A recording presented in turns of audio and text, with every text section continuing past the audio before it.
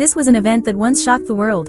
Even Elon Musk paid close attention to it. A coach took 12 students on a cave exploration trip. Then a heavy rain started. In just 1 hour, the flood completely submerged the only way out. After being trapped in the cave, in the face of prolonged hunger and despair, they made a pact that if anyone fell first, the others would use him as food. The incident occurred on June 23, 2018, at the Tham Luang Non Cave in Thailand. On this day, the school's Wild Boars football team, to celebrate the addition of new members, and one player's birthday, with 12 boys aged between 11 and 16 years old, and their 25-year-old coach, Luang, entered the cave together. The cave is about 10.3 kilometers long. Every July during the rainy season, it gets mercilessly flooded by rainwater. Water levels can sometimes rise up to 5 meters. Previously, there were people who went missing due to sudden flooding in the cave. Therefore, entering the cave during the rainy season is strictly prohibited every year. Before entering the cave this time, the boys left their bicycles and bags outside the cave entrance. No one expected that these items would become key clues to their disappearance. Just 1 hour later, when they set off on their return journey, the rainy season, which usually starts in July, unexpectedly arrived in June. A large amount of rainwater quickly poured into the cave within a short period. Their escape route was cruelly blocked. The coach decisively decided to lead the children further into the cave. They tried to find higher ground to avoid the floodwaters and wait for rescue. But with the floodwaters closing in, they barely managed to reach an area called Pattaya Beach, high ground, temporarily avoiding the floodwaters. But the floodwaters continued to rise. With no other choice, the coach had to lead the children deeper into the cave again. Seeing this situation, fear began to spread among the children.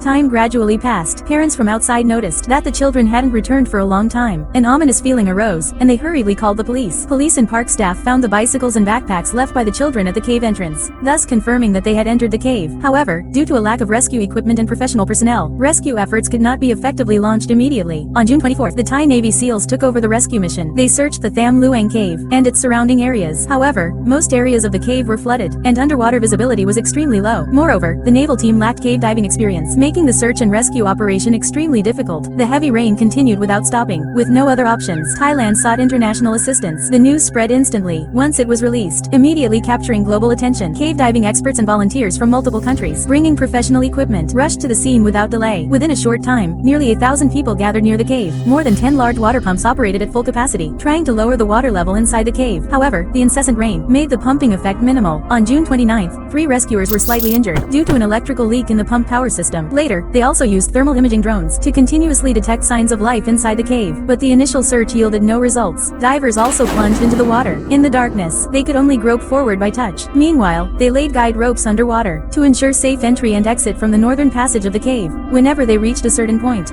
they would quickly surface and shout to look for any trace of survivors. After several days of arduous searching, when the rescuers reached Pattaya Beach, it had already been completely flooded. Only a few pairs of the boys' soccer shoes were found. Despair spread among the rescue teams.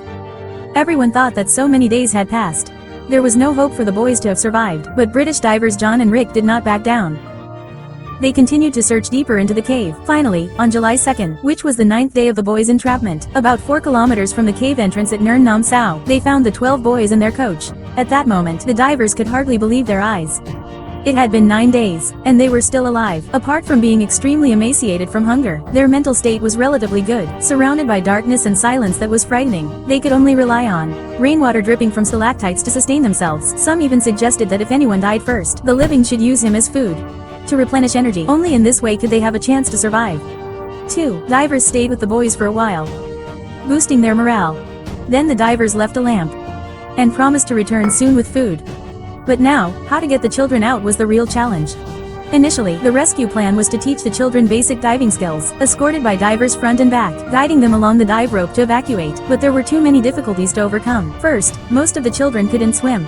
Second, underwater visibility was very low. In places with strong currents, they could easily lose the guideline and get disoriented. Third, it required a lot of physical strength. Professional divers needed 3 hours for a single trip. How much more for inexperienced children? Even former Navy SEAL Saman Kunan couldn't overcome these difficulties. He tragically lost his life on July 6 while delivering supplies, so they had to seek other methods. On July 7, a rescue vehicle involved in the rescue operations fell into a 20-meter deep ravine. The accident caused 1 severe injury and 4 minor injuries. To find a safer and more effective rescue method, the rescue team considered waiting until the end of the rainy season season, for the cave to naturally drain. This would avoid the high risks of underwater rescue and allow the children to slowly recover inside the cave. Allowing the children to slowly recover inside the cave, they would evacuate once their strength and natural conditions improved. However, the rainy season had just begun. It would take at least 4 months for the water levels to drop. The boys simply couldn't hold on for that long. Oxygen levels in the cave were gradually decreasing. Food and water supplies were also difficult to maintain over the long term. Geological experts had considered drilling vertically from the top or side of the mountain into the cave. However, it was difficult to accurately pinpoint the location of the 13 people inside the cave. Moreover, the thickness of the mountain was as high as 800 meters to 1 kilometer. Drilling recklessly could penetrate water layers or quicksand layers, posing a risk of causing a collapse. Additionally, geological surveys and drilling would consume a lot of time. This plan had to be abandoned. Elon Musk, far away in the United States, suggested using a mini submarine. However, it was rejected by Thai authorities because such equipment could easily get stuck in narrow passages or V-shaped tunnels, hindering rescue operations. Finally, on July 8th, the rescue team adopted a plan involving anesthesia and full-face diving masks. After administering anesthesia to the children, they wouldn't struggle during the entire dive. Panic would subside, and they could breathe naturally. The rescue team bound the children's hands behind their backs and then wrapped them entirely to prevent scraping against rocks. Each child was escorted by 2 professional divers, one in front and one behind, ensuring normal oxygen supply. In narrow sections, divers needed to detach air tanks to pass through. Supply stations were set up inside the cave, with oxygen tanks placed at intervals to prevent oxygen shortages. During the journey, divers also administered another dose of sedatives to the children to prevent them from waking up underwater in panic halfway through. When encountering steep slopes, a pulley system was used to pull the boys up. The entire process, from the trap position to the cave entrance, took 6 hours. After 3 days of arduous efforts from July 8 to 10, all 13 were successfully rescued. However, heavy rain suddenly poured down outside, and some water pumps began to malfunction one after another. The water level gradually rose higher than before. Fortunately, all rescue personnel had evacuated in advance. This heart-stopping rescue operation successfully saved all 13 individuals, but at a heavy cost. A total of 2 divers lost their lives. One was Saman on July 6, and another was Pak Bara. He contracted a rare blood infection during the rescue operation. Despite undergoing 17 months of treatment, he passed away on December 27, 2019, due to worsening conditions. The football coach was sued and held accountable for this incident. However, some believed that the coach played a crucial role in helping the boys survive. Without the coach,